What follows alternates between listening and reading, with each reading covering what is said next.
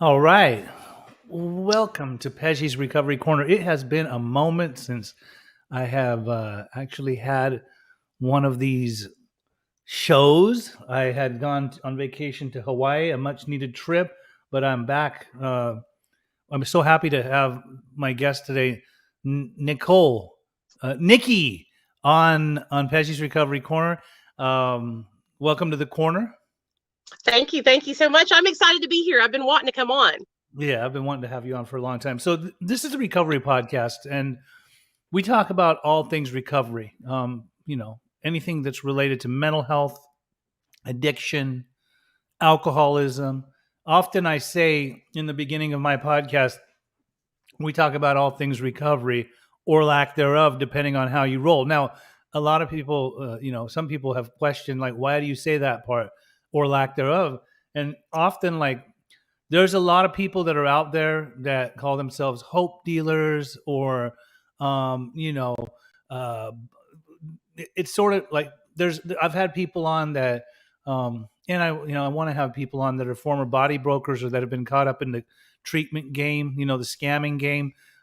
They think that they're helping people, and the way that they view recovery is a lot different than how I live recovery, and so that's why I say the lack thereof. Now, we will get into.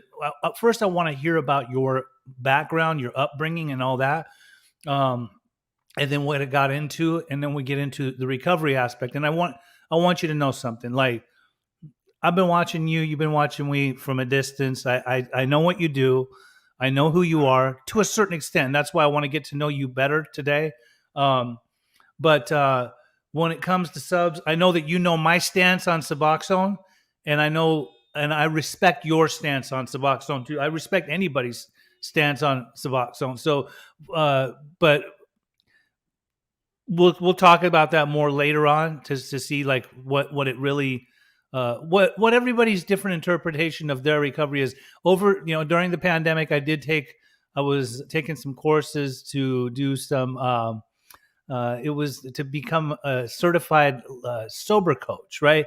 And we were taught in those classes that when you are coaching somebody, like a recovery coach or you're sober coach for somebody, your client is allowed to feel how they feel about their recovery as being the recovery. So if they say that they're sober even though they still smoke weed, that's them. Like Right. that's their recovery. Like you don't have you don't need to be telling them like what it means for them to be in real recovery, right? Like and I myself, like, well, we'll talk about it too, like about my TikTok page. I'd gone on there for a little while and talked about some things, and then I got called out by some people from the harm reduction crew, and you and I had our own side conversations, and we know about that too. But um, I've been sober almost 15 years. I'm completely abstinent.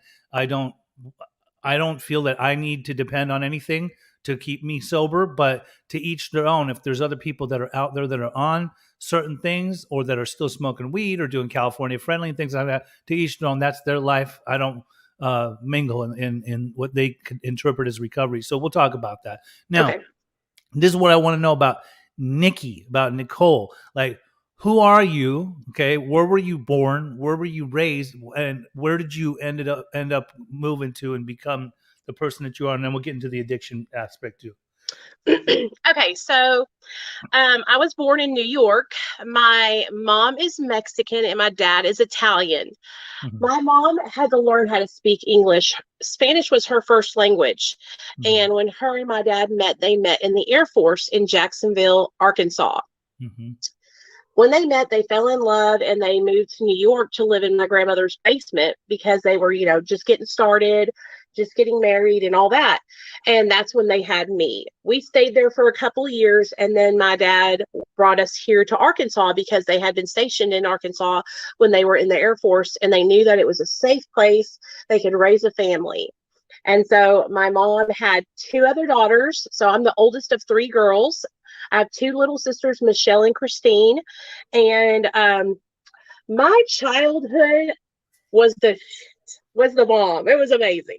My parents are the most amazing parents in the whole wide world. My parents are straight laced. They don't drink. They don't smoke. They don't do any kind of drugs.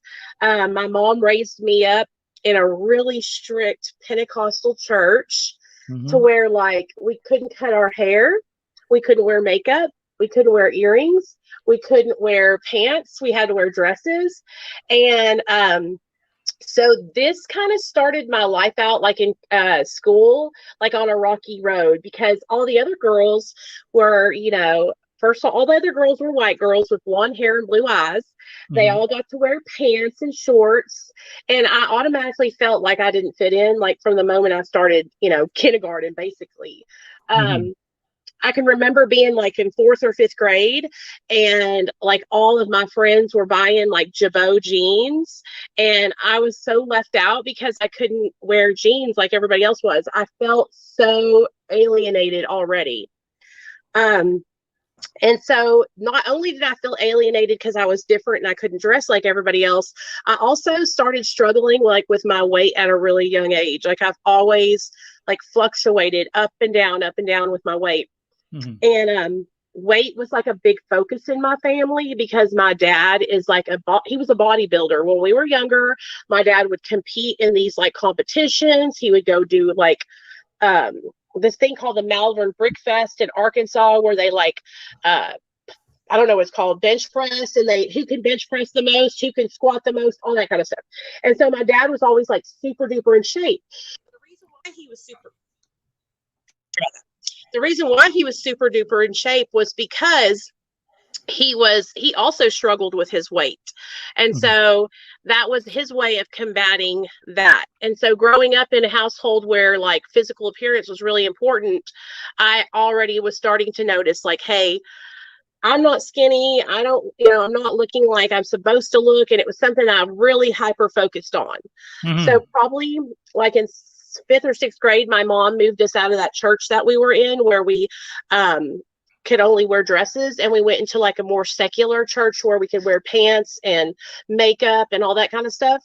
Right. And then I started to feel like I fit in a lot better. That cat freaked me out. He just loves to be around me. I saw this little body walk, and I thought it was behind me.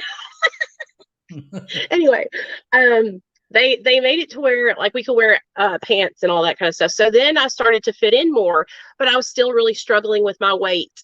And so I remember probably around like 15 or 16, I went to our family doctor, and he prescribed me Adipex, which is it's like an amphetamine. It was called phentermine back then. Mm-hmm.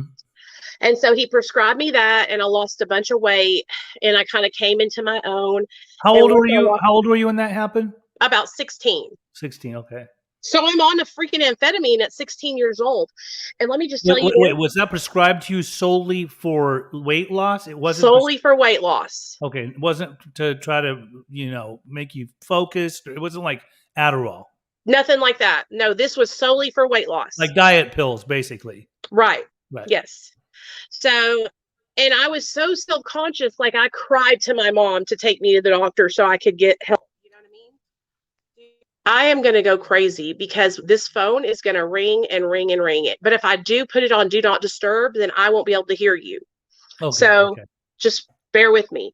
Okay. So, I got on the Adipex, and it started making me like, I lost a bunch of weight. I felt great on Adipex though. Like I felt great. I was better at everything I did. I felt like I could do my class better. I felt like I could do sports better, everything. So already like at 16 years old, I'm like, stimulants are amazing, Mm-hmm. And I got my first boyfriend. I started dating. I lost a bunch of weight. And then my boyfriend was smoking and drinking. And that's how I kind of got introduced to using drugs, was with him. Mm-hmm. And it was just like marijuana and alcohol, which at that time I didn't think was that big of a deal. But I was like drinking alcoholically. Like I was not just drinking to like have a couple of beers at a party. Like I was that girl that was on top of the bar, like slinging my shirt around my head, freaking out of it wild, I was drunk as a skunk. And so it's like everything I had to do to the next extreme. If it was alcohol, I was drinking like a whole bottle of freaking E&J VSOP brandy. If it was, the Adipex, I was taking 2 at a time instead of one at a time. Then at that time, you could still get ephedrine pills across the counter. This is before they outlawed that.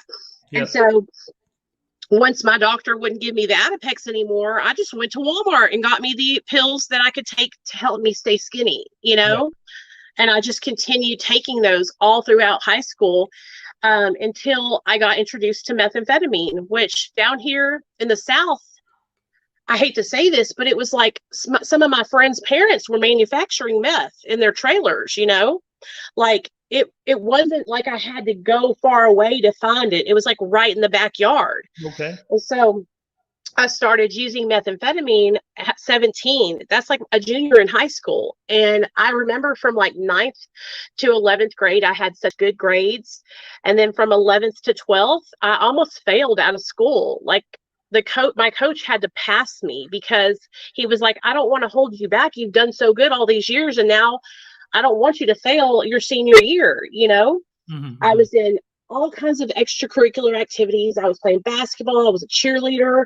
I was playing fast pitch softball. And I did all those things up until my senior year when I got benched on everything because I was getting so fucked up and everybody knew it. Right. My family was amazing though. My mom and dad, they tried to help me. They tried to, they tried to get me help. But what had happened was my younger sister is bipolar, and my family didn't know that was what was wrong because, when I was in high school, my sister was right below me. My sister started to like run away and get really promiscuous, and she stopped going to school, and basically the police came to my parents and they were like, if your daughter doesn't go to school, we're going to have to press charges on you for neglect. And so my parents were like, what? Because my parents were like straight laced. They take good care of us. There's no reason why that should be happening. My mom and dad could not control my sister. Right. And so my parents had to have this thing called a FINS petition placed on my sister to where they relinquished their responsibility on my sister to the state of Arkansas. Right. So the state of Arkansas took my sister and put my sister in juvenile jail. And while all this was going on, I'm like running away, getting high and, doing stuff. And my parents are preoccupied with my sister, who is like struggling with a debilitating mental illness that was undiagnosed. Right. And so they finally got my sister diagnosed with bipolar disorder and got her put on the right medications. And then she got pregnant at 16, 17 years old. And so then they were even more, consumed with what was going on with her. So I was kind of like slipping through the cracks and doing my own thing. And I think that's how I kind of like got away with a lot of stuff, because my parents were so consumed with making sure my sister was okay, that they kind of lost sight of what I was doing. Gotcha. But I've always been like a super, like very caring person. I wear my heart on my sleeve. I'm very emotional. I have no and I know this about myself, like I have no balance when it comes to my emotions. Like I'm either like really, really happy or really, really low. I can go from like laughing in one sentence to like psychopath in the next. But that's sometimes a good thing. But the longer I stay sober, I'm trying to get better about that. But I ended up getting really bad off on methamphetamine and then oxys, and I started shooting up. Long story short, I went to prison. On. Slow down for a second. Let me ask this question. Yeah. It went from methamphetamine. When you say shooting up, were you shooting meth or just shooting other stuff? So I started out just smoking methamphetamine, and I was 17 years old. 17, okay. Okay. From 17 till about 24, I just smoked it, snorted it, ate Xanax bars, and did opiate pills, just took them pills. Around 23, 24 years old, I started injecting. methamphetamine. Okay. And it was just like a curiosity killed the cat kind of thing. I was hanging out with people who were making it at their house, and everyone was coming out of the back bedroom. They would leave me and I would be in the living room, and Okay. I would be doing it my way. And then they would all come out from that back bedroom, and I just could see that they were like a lot higher than I was. And so one day I just walked back there and I was like, what are y'all doing? And I had never seen this before. I had never seen anybody use a needle or anything like that. And they were doing it. And I asked them, I said, will you do that for me? And they were like, no, Nicole, we're not going to do that. You know, we don't want you to do this. It's not good for you. And I was like, well, if you don't do it, I'm going to do it myself. So I need you to help me so I don't hurt myself. And then they did. And that's how it all began. And that right there was like the shifting point in my life, because after that, 6 months later, I got busted for possession of a controlled substance, methamphetamine, and I was put on probation. What state was that in? Arkansas. And it was always around already. I mean, there was a ton of meth. Oh, everywhere, always. Yeah. And, a lot of it was, you guys, because I hung out. Like, once I started to realize that I liked to use stimulants, I changed all my friends. I went from hanging out with my cheerleader girlfriends and my friends from my church to my friends that were getting high, but I was young when I started doing drugs. And so I got addicted like really quickly. And after I started shooting up, it was like literally 6 months to the day after I started shooting up that I was, in my car. I had a guy driving my car, and we had just gotten done delivering meth to some of our friends because we were idiots like that. And they set us up. They snitched us out, and we were surrounded by cop cars and SUVs. Like, you would have thought that we were like Pablo Escobar or some shit. How they had us surrounded with all these fucking cop cars and SUVs. Straight task force. All for petty possession, dude. Petty possession. He had like 6 grams in his sock, but I literally had, this is it, in my purse, a syringe with residue of methamphetamine. And I got charged with possession of meth. Was Arkansas a no tolerance state at the time? That was a felony for me, and they gave me 3 years probation because I had never been in trouble before. But what had happened was, how can you give somebody 3 years probation that don't know how to stay sober? Like, what am I going to do? Just magically stop using drugs? I didn't know what to do. And so what did I do? I tried every single thing in my power to stay getting high and make it through my probation. I tried everything. Wait, what are you on? Were you on formal probation? Formal probation. I was on probation for 3 years with the state. So you were getting high while on probation. Were they not testing you?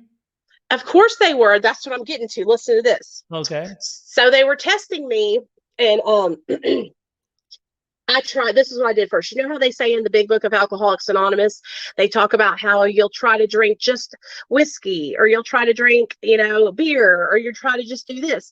So the first couple of drug tests, I was trying to figure out, can I just do Xanaxes and then stop 3 days before and pass the drug test? Can I just do a line of meth on this day and then do it this? You know what I'm saying? I was trying all these different combinations. I kept on failing my drug tests. So the last trick I had up my sleeve was, I'm going to go to the script doctor, and I'm going to get me a prescription for benzos. And then my freaking probation officer can't do shit. So I went down to the local script doctor, gave him $200 cash, and got me a prescription for benzos, opiates, and some somas. Okay. And I said, I get a prescription now, to my probation officer. And that's when she called my bluff and said, bring your prescriptions in. I want to count your pills. I had already taken all them pills. They were gone. She was on to you. So I came in with these bottles of pills with all these fake pills inside. Wow. And she was like, I'm done with you, Nicole. I'm done. I'm giving you one chance. And she sent me to treatment. Wow. in El Dorado, Arkansas. And I went to treatment in El Dorado, and they were so great. I did really well. And that's one thing about me is like, you can put me in treatment, you can put me in prison, and I will do well. I will comply. I mold to the situation. I'm a chameleon. Everything's good. I do what I'm supposed to do, and I get out of there. Mm-hmm. And they wanted me to stay at that treatment center and like actually do the stay in sober living and all that. And I was like, no, I need to go back to Hot Springs. My probation officer had even approved for me to stay down there, but I refused to. And I came back and I relapsed. And when she found out that I relapsed, she said, you're going to prison. And that's when she revoked my probation and sent me to prison. And I went to a boot camp style prison in Pine Bluff, Arkansas. Mm-hmm. So how long were you there for? 1 year. 1 year. One whole year. Yep. And did you stay sober when you got out of there? So I went down for a year. I stayed sober the whole time I was in prison until the last 2 months I was there. I met a girl in the cafeteria. Mm-hmm. See, I worked in laundry and she worked in the cafeteria. So we were like buddies. She would get me food. I would press her clothes, that kind of thing. Right.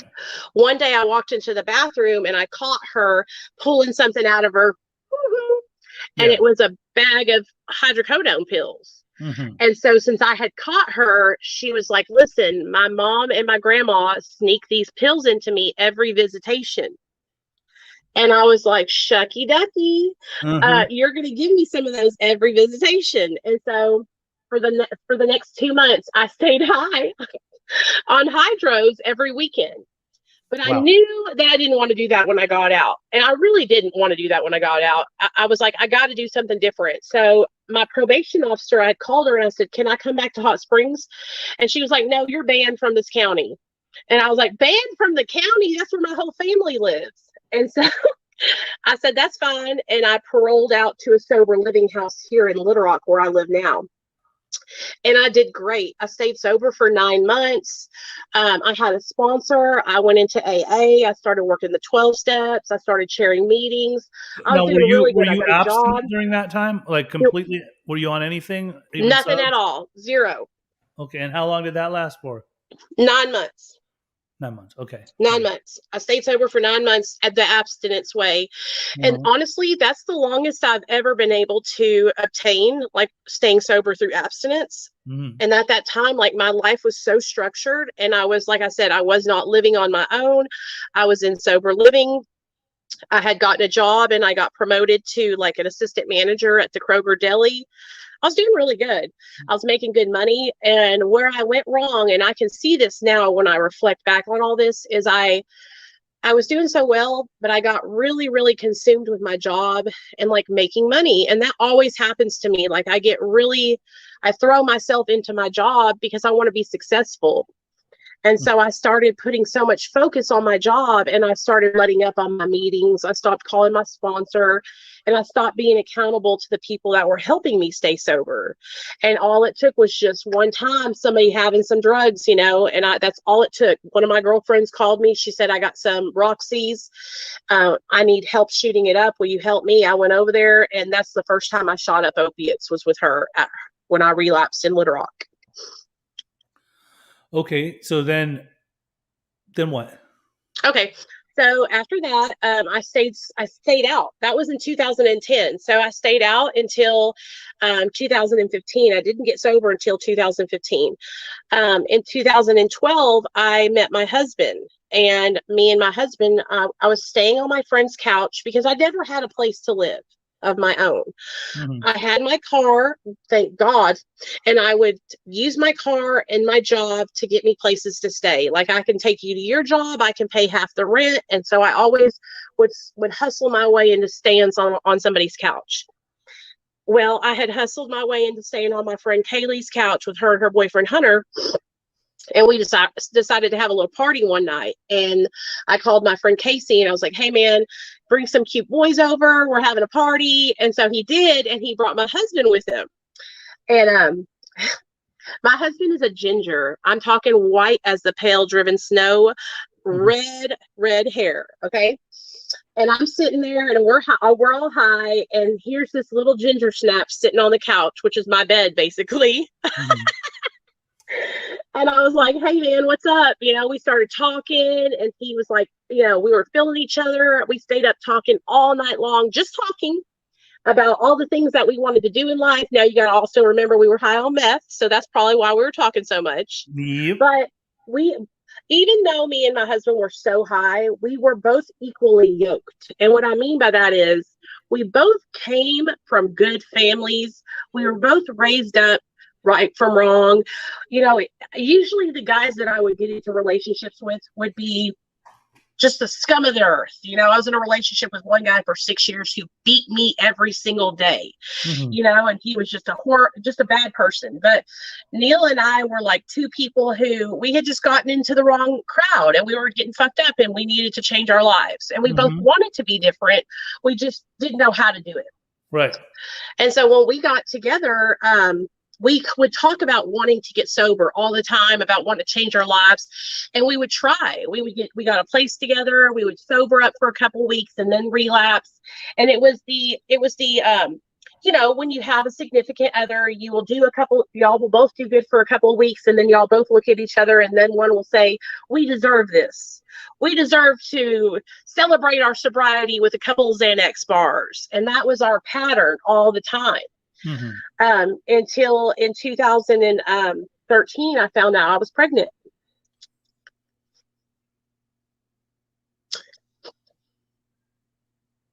I found out I was pregnant because I had moved in to this house right here with Neil and his parents. That we were trying to get sober, and they were like, if you guys change your life, we're buying a new home. You guys could move in here.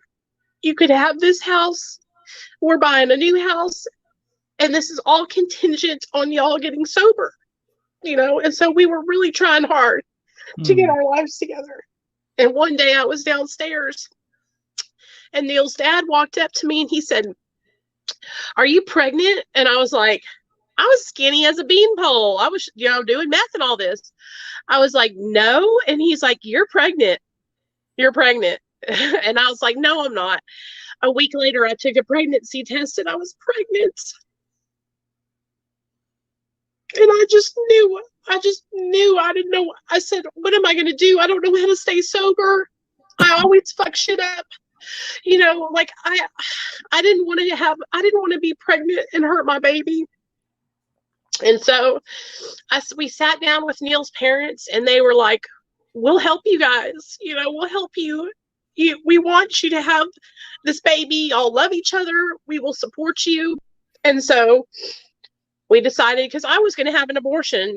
I was like, I can't do this. I don't know what I'm going to do. And they were like, we will support you the whole step of the way. And then we found out we were having a little boy. And Neil's dad passed away about 2 years after my son was born. And so it was a really big deal that we had a little boy to carry on their family name and all that. And so throughout my whole pregnancy, it was like this pattern of me getting sober for a couple weeks and then relapsing. I was able to stop using opiates and benzos, but for some reason, I really struggled to stop using methamphetamine. And so throughout my whole pregnancy, I was back and forth shooting meth. And I didn't start showing until I was is that why you're getting really emotional? Is because of those times and like knowing that because you were pregnant and you were still actively using, like that fucks with you, huh? Oh, absolutely. It still fucks with me a lot. And I don't mean to get so emotional, but I don't mind you getting emotional. I tried so hard to stop, and I know how wrong it was. And I felt it every time I used. I felt horrible, like I wanted to just die. But then when I would stop using, I would feel even more horrible, And so I didn't start showing in my pregnancy until I was like 7 months pregnant. And it was because I was so thin and I was on stimulants, and I was just like, it was horrible. I went to every one of my pregnancy appointments, and for some reason, I don't know what was going on, Pej, but back then in like 2013, 2014, Nobody tested me. Nobody looked at me. Nobody looked at my arms. Like I was shooting drugs. Like you could clearly see that I was malnourished and I was not healthy. But for some reason, I slipped through the cracks here in Arkansas. And July 4th of 2014, I went into labor, or July 3rd of 2014, I went into labor.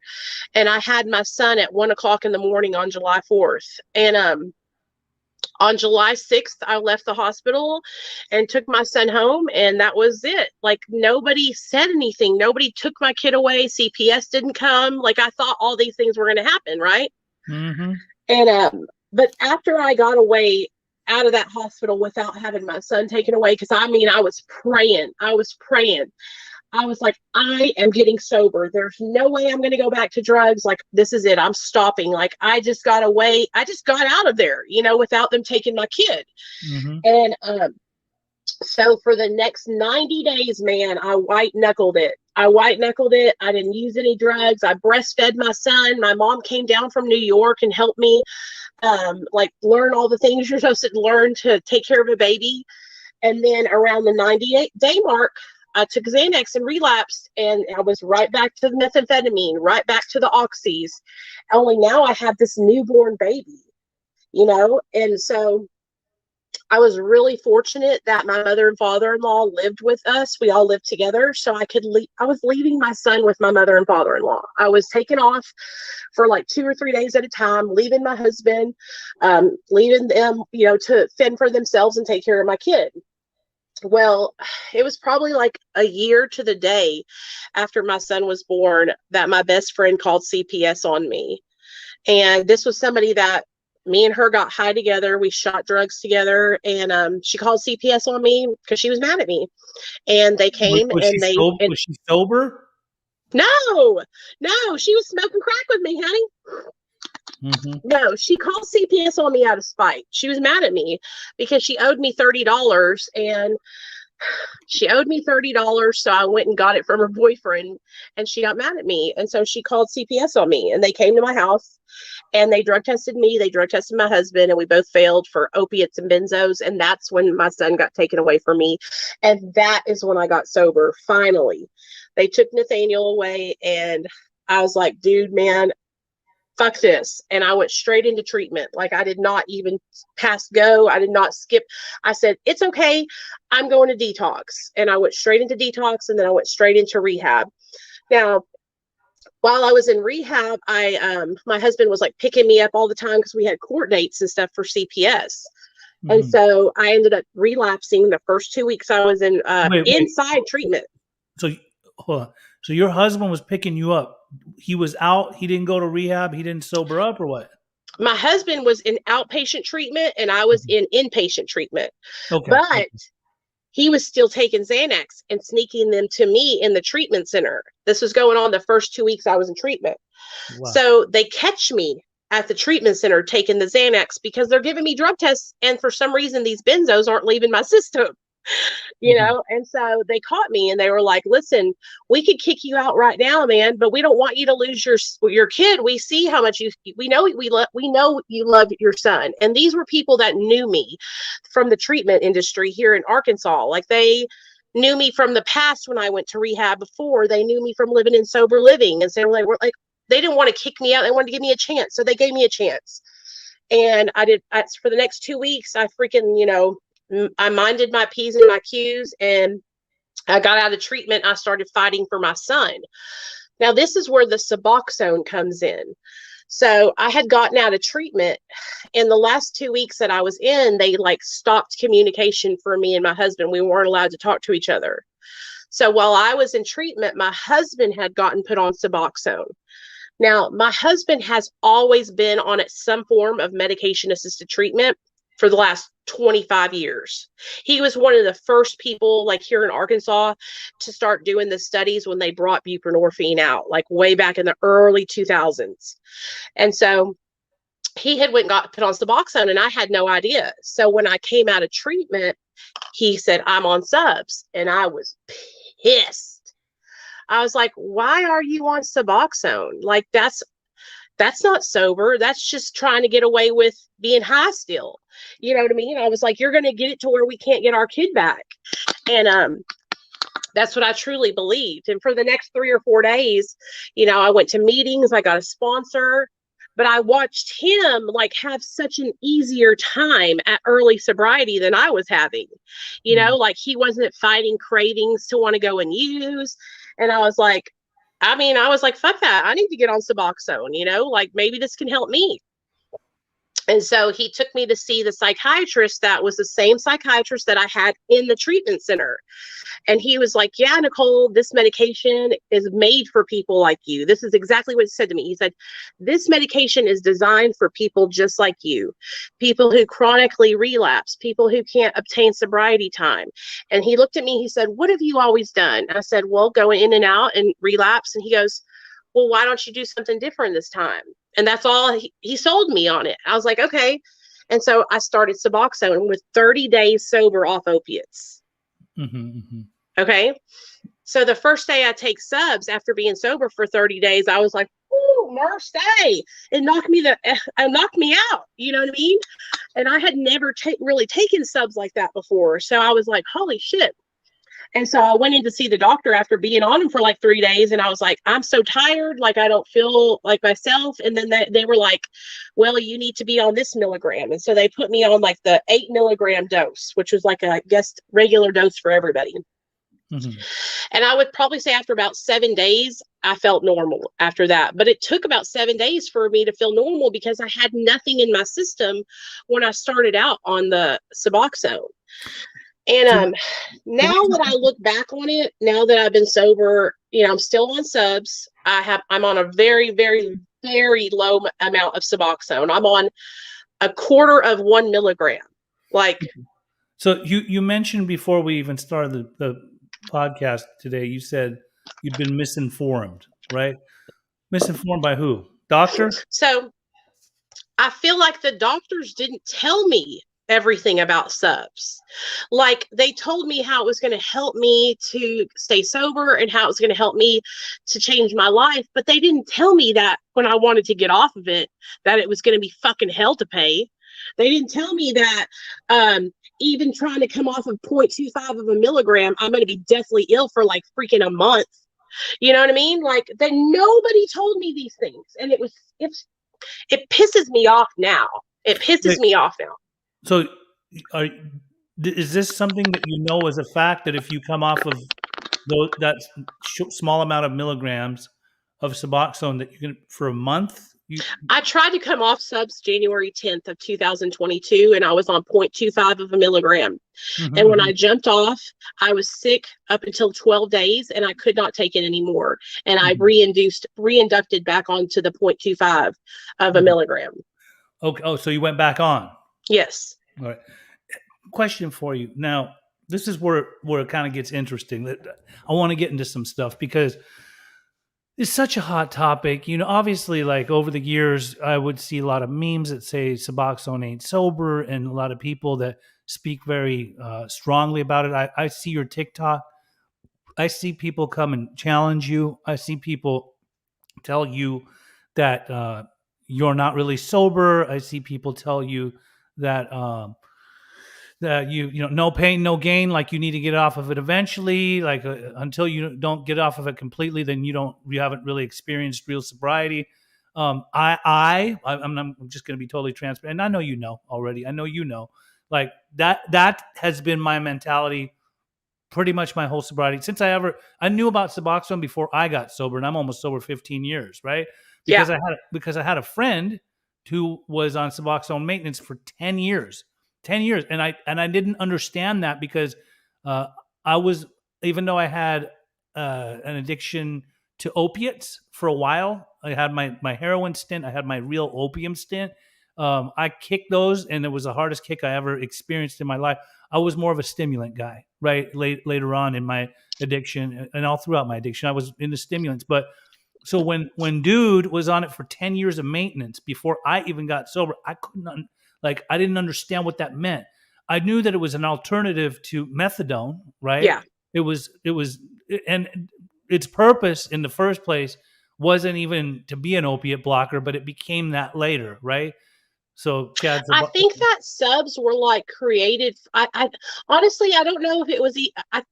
I know it was for like an alternative to methadone, but I think it was like used in like Europe or somewhere like that for another reason. Like, I don't know if it was pain management or what, but I know that it wasn't initially like designed to help people like us with like addictions. It was initially, and I'm sure Chad Sabaro could give us, Yeah, he could tell you. even though he don't really care to talk to me directly or even come on the podcast. He likes to broadcast me through stitching me and things like that on my TikTok. But to my knowledge and the research I've done, it was originally intended for pain management. Yes, Yeah, that's what Suboxone, and it's been around for a long time. It yeah. has been around for a long time, but its intention was for that, and later it became other things like an opiate blocker, and right now I know a lot of people are still prescribing Suboxone to people for just pain. I mean, there was a girl that I just encountered yesterday that she had neck pain and she was on Suboxone. So I mean that's what doctors will hand that stuff out all the time. I appreciate you saying that you were misinformed. I admire seeing the attempt or attempts that you've made, even in January when you said you try to get out. To me, that tells me that inside of Nicole's head, there's I something that, know I can stay sober without subs. I I mean, know I can. right. You know I what I know mean? you can too. And that's the thing. Like, I admire that you attempt to want to get off, and I want to tell you, like, Nicole, like, when are you gonna get off that shit? Like, because to each their own. Truly, like, if people ask me, or like, let's say there's a mother that tells me my 21-year-old son is has been doing opiates for 2 years or a year, and he came off of them, and now he's on Suboxone maintenance per the doctor, and we want to keep him on that for as long as we can, so he doesn't go back to doing fentanyl or heroin or whatever. Uh, I usually tell them, like, if it was my kid, I wouldn't want that. I wouldn't want my kid to be dependent upon that particular drug because he's still dependent upon a drug, right? And I so don't think that I don't think that parents understand because what I see happen, and because I'm not a medical professional or anything like that, but when people reach out to me about getting on maintenance medication, I tell them about my struggle to come off of maintenance medication also, as mhm, well as telling them that it did help me for many, many years. It did. right, But if you're taking 7 hydrocodone a day right, and you get on 8 milligrams of Suboxone, yes, that's not fucking good. no, it's You not, don't need to be on Suboxone.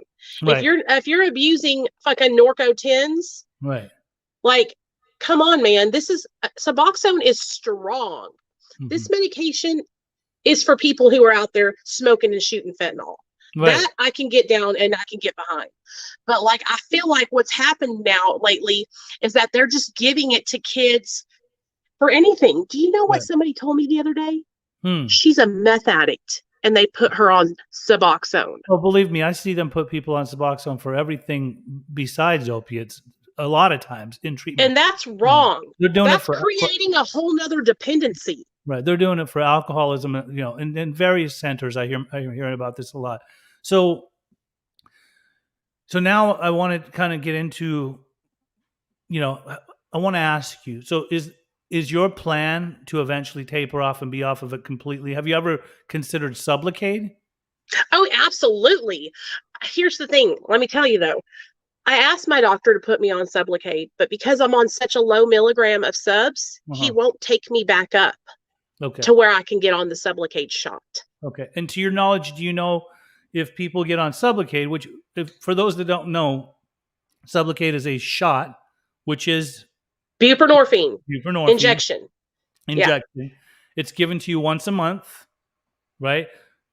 And the plan is eventually to get off of it. Now, do you know if somebody gets off of Sublocade, if they're going to have that hard of a kick as they would as if they got off of I have a couple of Suboxone? friends who have, okay, so you start out with Sublocade. It's a 300 milligram injection and then a 100 milligram injection. So you get the 300 milligram injection like 3 or 4 times, and then you go down to the 100 milligram injection, and then you just stop getting the injection.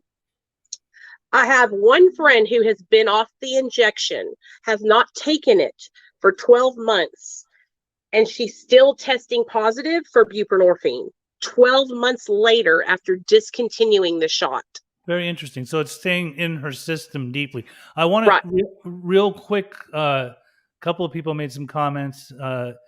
Isaac says beyond a matter of willpower. Austin's on here. Hey, Austin. A very special lady to me, Dana Genevieve, says this story is just like mine. And then she also says, I was sick for 35 days when I got off subs, and I didn't know they were addictive either. Now, this lady's saying, she's asking, my daughter's in rehab for meth in Arkansas. Do you think it would be best for her to go to sober living when she gets out? She is 34 years old, and I don't know if I can let her back in my home when. Yeah, absolutely. There's a huge, amazing sober support network in Arkansas, especially here in Little Rock.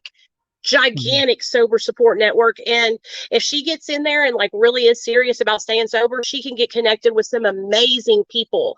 Like that's how I got my job in early sobriety.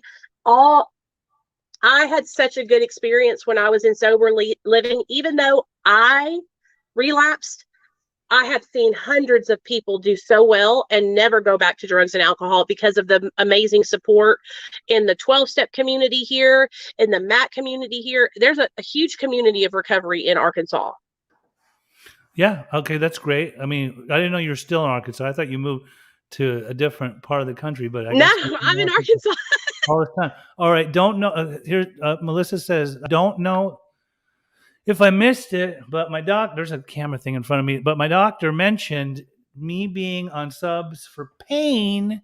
I was taking 20 milligrams of oxy a day, was on subs for a bit. Okay, so in relation to what Sarah had asked about her daughter being in rehab for meth in Arkansas, um, as a person that has owned sober livings for a number of years, I believe, and this is what I believe, and I'm not just saying this because I own sober livings, but I'm a person that's a firm believer that when somebody goes to treatment, they should never return back home. Being that her daughter, especially, is 34 years old, even if her daughter was 24, I would still say, not back home, not anymore. You know, I'd get educated. I would go to Naranon, Al-Anon, whatever you need to go to work on yourself as a mother, to be able to have that firm boundary and not let your daughter come back home. I would say no questions asked. You want my support? You need to go to sober living, and then I would find a sober living that is structured, that truly provides a space of safety, that is going to make sure that the individual is plugged into some kind of recovery network, or just like Nicole was talking about, whether it be AA, CA, NA, MA, whatever A, right? But also if they need to do some more therapy and things like that, have her plugged into some kind of outpatient. Otherwise, she needs to learn how to reintegrate back into society, and not. That's what I would do if it was my kid. I would want them to go out and flourish in their own sobriety rather than come back to the lion's den, if you will. If they come back home, usually that's a place where they might end up relapsing again, and it's going to be the same song and dance. Now, so this is what I can say. I mean, I appreciate you like coming on here today, and we only have a few minutes, but I do want to go over this too. So I know that you be helping a lot of people. You do your very best. Your heart is in the right place. You wear your heart on your sleeve. I know this about you. I don't sit in judgment and be thinking like Nikki's on subs and she ain't really sober and she shouldn't be helping people. No, I watch what you do from a distance. I see it. I know that you are a good human being and you just want to be a good human being. I know you have a roller coaster of emotions that come out because you get badgered and judged from all different directions, not just on TikTok, not some youngsters on TikTok or some oldsters on TikTok, but but also there are people, in various pages to try to call you out and say that you're not real, or that you're doing this, trying to get people into treatment because you're just some marketing person that doesn't really care, and is a fraud and a fake and all that. Put that shit aside. And even me, like the same thing about Chad Sabar. Like I would love to have him on here because I'd love to hear his outlook on what recovery is. It's my understanding that he works in a treatment center too, and so when he is on TikTok, giving his knowledge base, which I don't know if his knowledge base is actually real out of his head or what he's learned, and maybe some of it is, but often he looks like he's reading from a teleprompter, so I can't really tell if he's just got his research in front of him and he's just like reading it. And even so, like if it's factual research, then great, put that information out there. But to come and like constantly poke at other people and say you're doing it wrong and I'm doing it right, like I would hope that that's not just the case. Like don't be a Mr. Know-it-all, because then that's traces of narcissism, and that's pretty scary and sad too within itself. At least have an open mind. Like as much as the people in harm reduction community want to have an open mind, want us that are not in the harm reduction community to have an open mind to their movement and their outlook, I would hope that they also keep an open mind to our movement and our outlook, which is I've tried so hard to be like an ally with the harm reduction community, and that is the community that badgers me and harasses me the most. And I want to learn from them, but when they say that, I want to learn from them, and I've even given them chances to message me and talk to me, and I don't know many other people that would do that are actually open to hearing the criticism that somebody has to say. Right. And whenever I do give them the chance, it's always, you're dangerous to the community. You're a detriment to the community, Nicole. How? Mm-hmm. How? Because I'm sharing my experience, because I'm sharing what worked for me, because I work for a medical doctor. What do? I answer the phones. Well, this is what I would say, and I'm not saying this to be pompous or arrogant, but this is my outlook. Like, and it comes from the heart. I don't want it to sound like it's coming from the head or from the ego, but I know the harm reduction movement, basically, from what I understand, what I've heard and seen and what they do, is they're basically saying that people need to stay on methadone or Suboxone or buprenorphine in order to not go back to the lifestyle where they will overdose and die, potentially, right? That's my understanding, if I'm not mistaken, right? I know that that's their idea. Then you have some people that say, well, when you have a person that's been using heroin for 25 years and they come off of that, they need to be on Suboxone maintenance probably for the rest of their life. And personally, this is what I say. I say it from the heart, not from the head. I do not agree with that. I do not subscribe to that. I do not believe that God wants his children to be dependent upon any drug, right? I mean, obviously, he don't want us to be doing the heavy drugs, but definitely not on any, like, it's, even though it's man-made and man comes from God and all that, I just don't feel like God wants his children to be dependent upon something to where they can't tap into spirit more. That's what I believe, right? I do not think that it's bad for someone to be on Suboxone and go to AA meetings or be in the 12-step community. I know people that are going to HA, Heroin Anonymous, that sponsor people that are on Suboxone and they're okay with it. I myself, I don't feel like it would feel right if somebody wasn't completely abstinent. For me to personally try to take them through the process of, that type of recovery that I'm involved in. So again, but that's just me. Like if somebody asks me, I tell them, I'll try to see where their head's at, see how they're feeling. And if they say that that's what they want, that they want to remain on it, but they want to continue that process, the 12-step process, I put them in the hands of somebody that will be open to doing that. Not to say like, I don't want it. I don't think you're sober. I don't talk like that. There may have been a time when I thought that. There may have been a time when I would like profess that or say that stuff, but I've also wanted to keep an open mind because I see like over the last almost 15 years of my recovery, in the last 5 years, especially due to the mere fact that fentanyl is such a killer. Yeah. Is such a killer that I don't want to just go and try to get people to come into this path and you need to be doing the 12 steps and you need to be completely sober. That's not what I want to be doing. I want to let people have their own experience because this is so detrimental to our society and what's happening, and the epidemic of fentanyl addiction is just expanding and growing so much. I want to be able to let them know, like, there are certain ways of getting better. I do believe, this is what I still believe, I think that Suboxone is best used in a short term, like anywhere from 7 to 10 days. You know, that's my belief. Like, you already know. Yeah, Like, and I don't like. I here's the thing with subs. Okay, like it's a really personal journey. Like, I believe that some people can take subs for like 14 days and come off and do amazing. Do I believe that I would have stayed sober with my husband being on subs, me not being on subs when my son was taken away from me? No. I would have taken my husband's Suboxone. right. I know myself without a shadow of a doubt. Mhm. You know what I mean? And so at that time in my life, getting on subs was the best decision I could have made. And it did help me to become successful and staying sober. But now that I've been on it for 6.5 years, it's time for me to make the transition. I am strong in my recovery. I'm strong in my everyday life. I have a great routine. I have a good husband. I have my son back. Like, everything's great. It's a great time.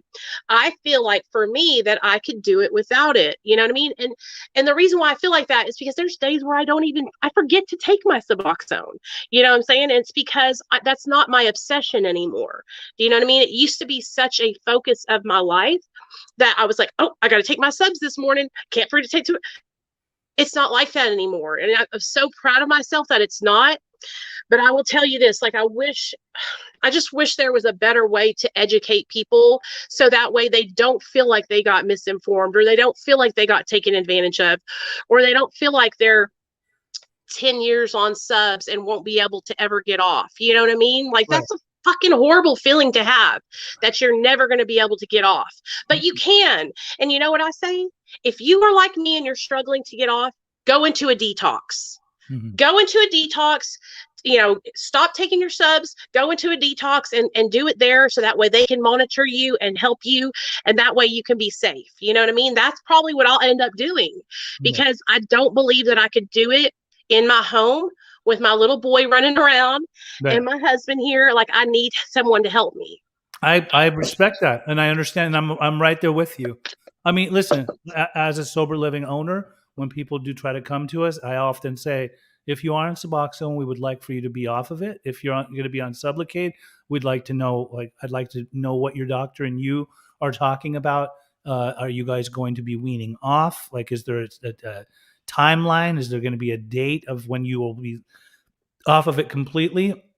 I don't mind you being on Sublocade, but if you're on Suboxone, I could encourage you to get detoxed. Sublocade is a miracle drug. More people need to know about Sublocade. Right. More people need to get on Sublocade, because Right. it can literally, you don't have to be, it's the hand to mouth motion that Right. can in itself become like an addiction kind of thing. Do you know Mhm. what I'm saying? So when you're just getting that shot, dude, it is like, I have seen it change people's lives. I'm so jealous of people who have been able to get the shot and just walk away from it. And I've Mhm. helped so many people get the shot that are a year sober now without the shot, that are Mhm. 7 months sober and not taking the shot anymore. And I'm like so jealous. I'm like, I wish that could be me. Well, you never know. I mean, your heart's still beating and your lungs are still breathing, so you never know. We'll leave off with this since we've gone a full hour. I wanted just to show you one last message from one of our friends, one of my best friends. Is that your old lady? Yeah, that's her. She has a very similar story to you. As a matter of fact, I'll even put you all in touch with each other because very similar stuff. CPS involved, using all that. So she was texting me during this and saying, like, she feels your emotions. She knows exactly, like, she went through the same thing almost identically. So I can't help but cry when I talk about my son, because he saved my life. I love that. I love that. Him being mourned saved my life, because it gave me something to love, because I didn't love myself at all. And I could love my son. and loving my son has helped me learn how to love myself. I love that. Good job, Nikki. Good job. Sorry. That's okay. Don't even trip. Okay. We have 30 seconds. There was one last message from Kiflin. I was on Suboxone. The same thing happened to me. 30 days in bed. It was worse than when I was on methadone. I finally surrendered. And come April 29th, I'll have 9 years. When I was on methadone and Suboxone, I went back to using, I'm not a doctor, regarding physical pain management, but my view as a recovering opiate addict, what works for me is the 12 steps and the fellowship, and then service is the best way for me to be free. I'm free to travel the world. Life can get really hard and shitty for sure. Awesome. Thank you, Kiflin. And thank you, Nikki. Thank you for being on here today. You are amazing. I love you very much, and I'll be talking to you soon. Love you too, man. Thank you. All right. Ghetto Fabulous. Bye. Bye.